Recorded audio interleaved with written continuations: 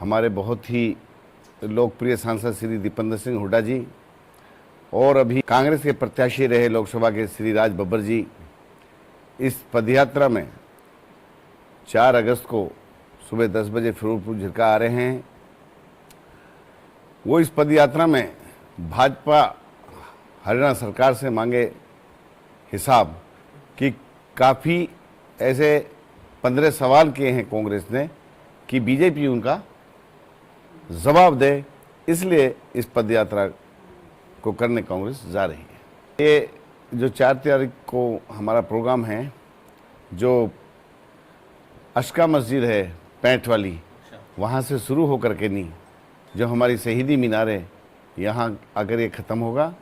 ये सुबह वहाँ से 10 बजे शुरू होगा और जितना भी चलने में टाइम लगेगा यहाँ आके समापन होगा।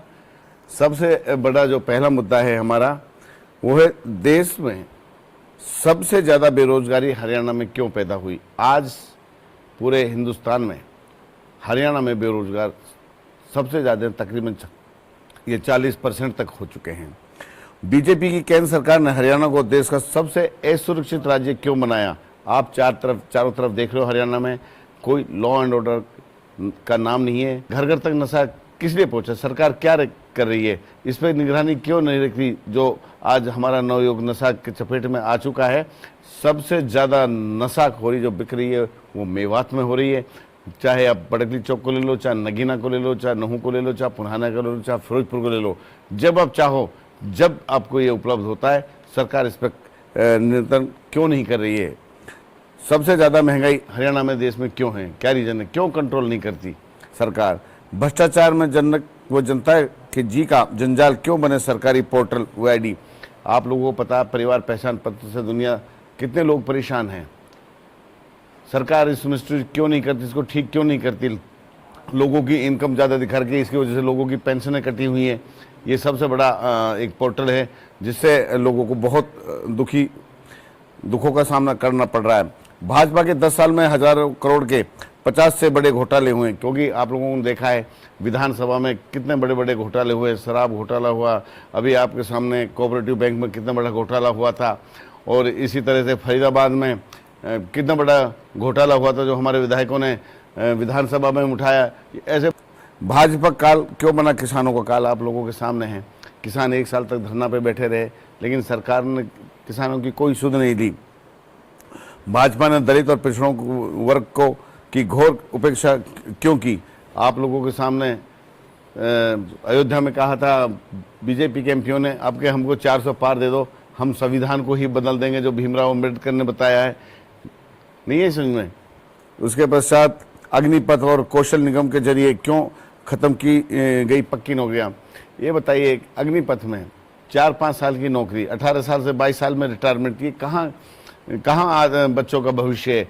और जो हरियाणा कौशल रोजगार निगम है, आप लोगों के सामने ठेकेदारी, जो एक आदमी ठेके लेके काम करता था उसको 15-20% का प्रॉफिट मिल जाता, उसको भी सरकार आज खुद कर रही है। सरकार ये चीज़ें हमारे एजेंडे में। हर वर्ग पर लाठी और गोलियां क्यों बरसाई, चाहे मास्टर हो चाहे कर्मचारी हो, चाहे आंगनवाड़ी हो, किस तरह से इन्होंने, चाहे सरपंच हो, किस तरह से बुला के इन्होंने उसमें पंचकुला में लाठियां भाजी थी, आप लोगों के सामने हैं। और इंफ्रास्ट्रक्चर विकास को शून्य पर क्यों लेकर आई बीजेपी। 2014 और 19 की चुनाव घोषणा क्यों पूरी नहीं की, जो इन्होंने मैनिफेस्टो में लोगों से वादे किए थे, झूठ बोल के सत्ता में आई थी, आज तक वो भी पूरे नहीं किए। बीजेपी ने स्वास्थ्य सेवाओं का दिवालिया क्यों पीटा। आप अच्छी तरह जानते हो, हम मेवात को ही ले लेते हैं, स्वास्थ्य सेवाएं क्या हैं। चाहे तो आप यहाँ माडीखेड़ा चला जाइए, चाहे नल्लड़ चला जाइए, ना तो इन पे BP शुगर की दवाई नहीं है। यहाँ CR मशीन नहीं है, किसी की कूल्ही टूट जाए तो ऑपरेशन करने के लिए नहीं है, किसी का सर फट जाए तो न्यूरो सर्जन नल्लड़ में नहीं है। और कोई भी आता है उसको, हर को आदमी को रेफर करते हैं ये PGI रोहतक। तो फिर जब हमने इनको इतना बड़ा इंफ्रास्ट्रक्चर बिल्डिंग है, डॉक्टर्स मशीनें ला के दी नल्लड़ में, उसको भी सरकार नहीं चला पा रही है। और बीजेपी ने प्रदेश की शिक्षा तंत्र को बर्बाद कर दिया। आप देख लो, स्कूलों में टीचर नहीं है, टीचरलेस हैं, बच्चे कहाँ से पढ़ेंगे। गरीब का बच्चा तो पढ़ ही नहीं पाएगा इस तरह से, प्राइवेट स्कूलों में पढ़ाने के लिए इतना पैसे नहीं है। और बीजेपी ने देश की सबसे विस्तृत अर्थव्यवस्था को चौपट किया। आप लोगों को पता है कि देश की जीडीपी कितनी डाउन आ गई है। तो ये हमारे 15 पॉइंट ऐसे हैं जिनको हमारे प्रिय सांसद दीपेंद्र सिंह हुड्डा जी जनता के समक्ष रखेंगे, उनको बताएंगे कि बीजेपी फेल हो चुकी है। 1 किलोमीटर का एक रास्ता है, नूह से लेके मुंडा का बॉर्डर था।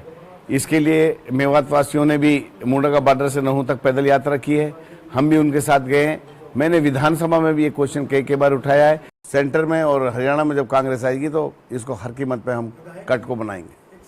कांग्रेस के टाइम में क्यों विकास नहीं हुए, बताओ कहाँ नहीं हुए? किस तरह से ये रोड चमचमाते बनाए थे, किस तरह से गाँव के जो अधूरे काम के पड़े थे, किस तरह से इंफ्रास्ट्रक्चर, जो पॉलिटेक्निक कॉलेज लेके आई थी, आईआईटी सबसे बड़ी हरियाणा में बनाई थी तो नहू में बनाई थी, और 750 करोड़ का मेडिकल कॉलेज बनाया था। मेरे को ये बताओ बीजेपी ने कहाँ बनाया? एक भी बता दो, ये बता दो कि कहाँ बीजेपी ने काम किया है पिछले 10 साल में मेवात में। एक चीज़ बता दो, कहाँ गया? भ्रष्टाचार में गया सारा पैसा। आपके सामने है, घोटाले पे घोटाले हो रहे हैं। ये तो है नहीं कि आपसे हमसे छुप रहे हैं। ये हरियाणा में 5 सीटें लोकसभा में जीती हैं, हाफ ये कर दी हैं, और विधानसभा में इनको हम बिल्कुल साफ कर देंगे। भाजपा के पूर्व मंत्री और हमारे पूर्व मुख्यमंत्री मनोहर लाल खट्टर जी के बहुत ही नज़दीक और सहकारी मंत्री रहते हैं। उन्होंने घर पे बुला के जान से मारने की धमकी पत्रकारों को दिए, और जो कोठी पर बुला के धमकाया, जो कि मीडिया का गला घोटा जा रहा है। और मैं ये कहता हूँ कि इस तरह से एक पद पे ये रहे हैं, सम्मानित पद पे, इस तरह से मंत्री जी को ये भाषा अच्छी नहीं लगती। और इस तरह ये जो पत्रकार है ये राजनीति का चौथा स्तंभ है, और इनके बगैर राजनीति अधूरी है। इनका मान सम्मान करना चाहिए।